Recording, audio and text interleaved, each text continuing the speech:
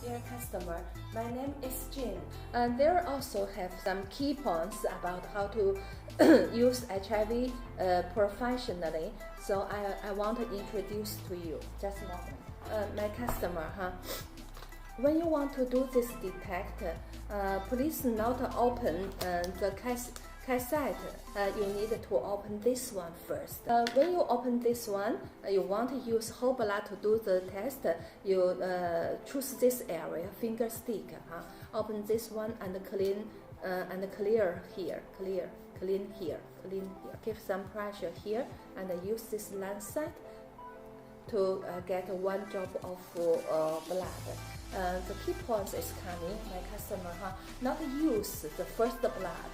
You need to clean again and get the second blood.